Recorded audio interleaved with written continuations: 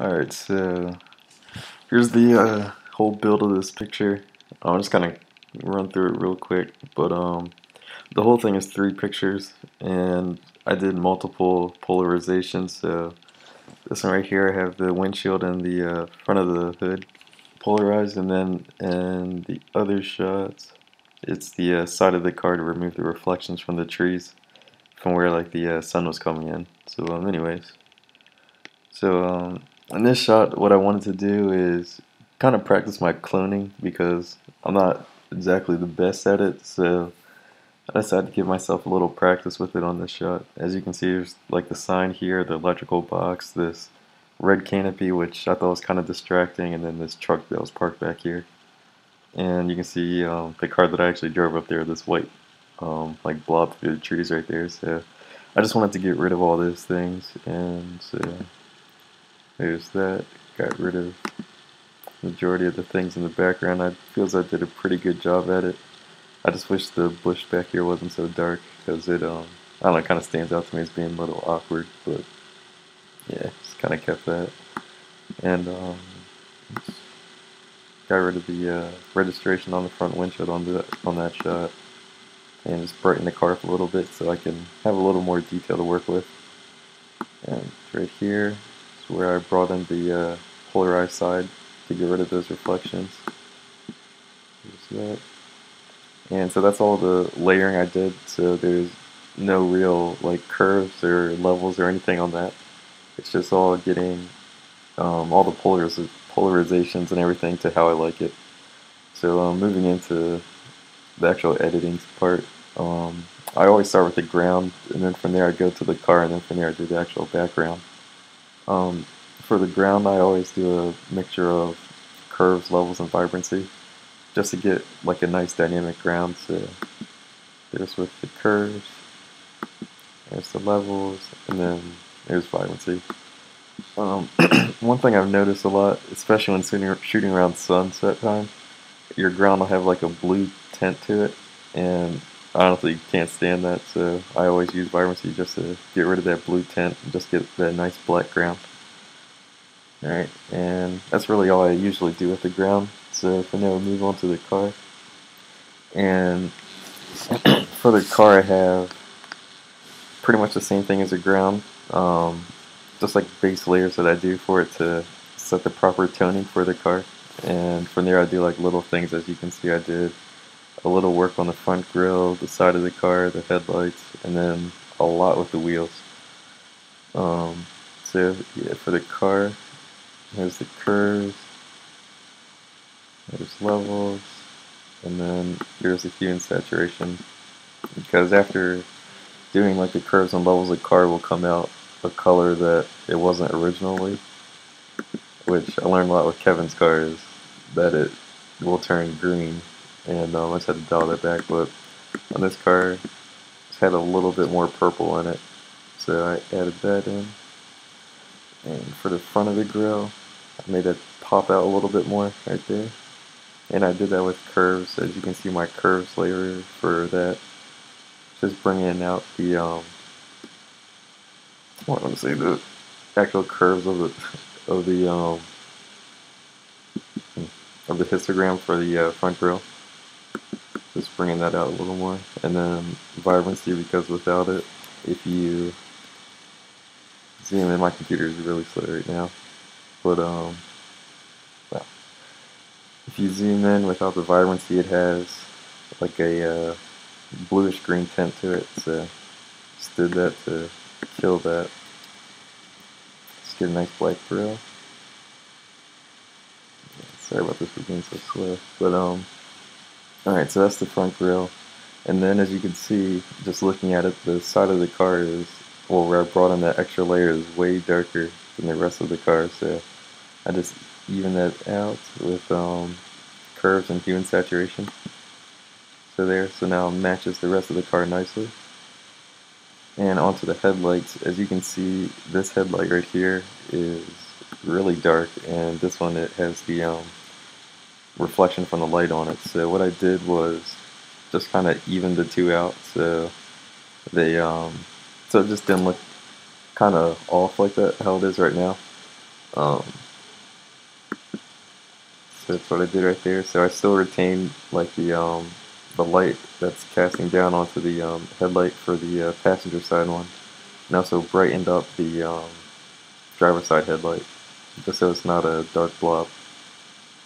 And now on this shot for the wheels, I didn't. I know I have a lot of layers for the wheels, but it's not anything that's too crazy. It's just subtle things, just to make them pop.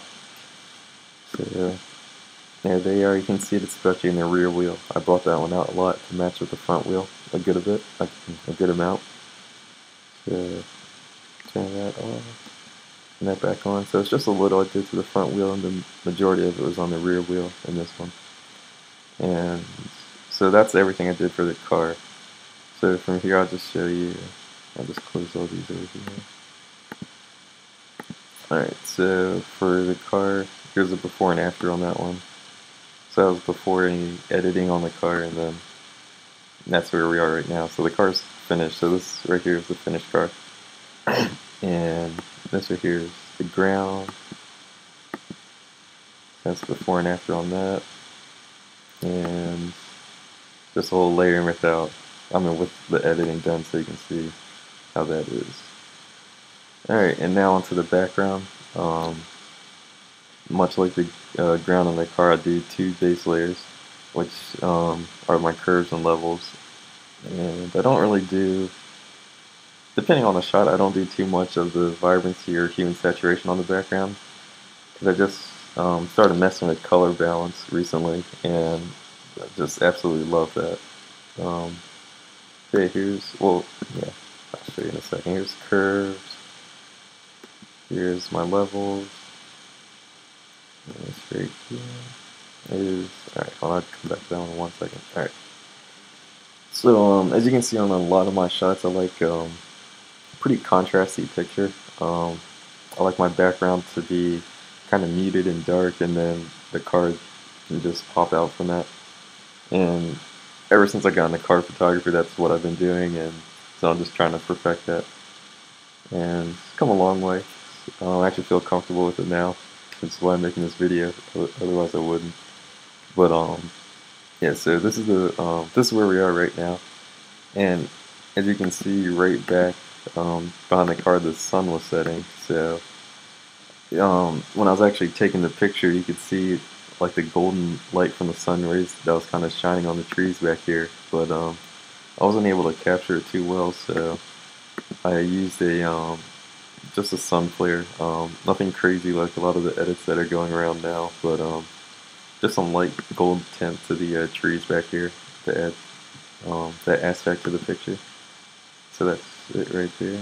So nothing too crazy, just like light rays over it.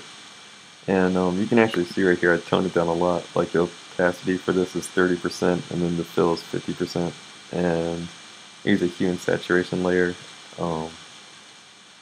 just to give it that gold color, because otherwise it would just be white, and that doesn't look right at all. So I just added in the hue and saturation layer to the actual actual sun flare, and that just adds in that nice gold color. And what I've learned is to always try and match that with the background color. So as you can see right here, my hue and saturation level layer for the sun flare is like it comes out to be a nice gold color. So around 20 on the hue will give you a goldish orange, and so that just matches with the background, the orangish gold colors you have back there. So it's not like like a lot of the ones there, it's like laser beams or crazy stuff like that. It's just nice and natural. And on to probably my favorite part of this picture, the color balance. I just recently been messing with that, and you can just completely change a picture. So you can see right here, it's a pretty decent picture. Like honestly, I'd probably keep it like this if I didn't know about color balancing a few weeks ago. But color balancing, that right there, so it just completely changes the picture. And so that's with it off. That's with layer on.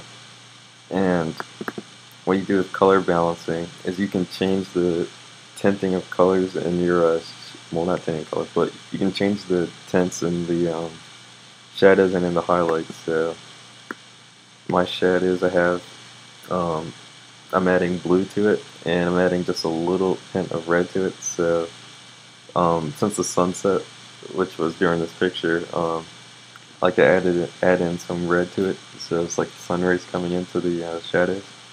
And my highlights for this one are I'm adding red and I'm also adding yellow, which are sunset, like the main sunset colors. I haven't really messed with the midtones when doing color balance, and I also haven't messed with the middle slider for green or magenta.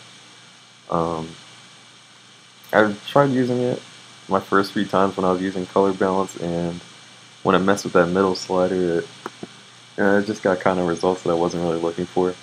So I just kind of left that alone for now. I probably will end up messing with that later on. Um, but yeah, this is the picture right here. Watermark on it, done. Um, I'll just run you through that one more time real quick.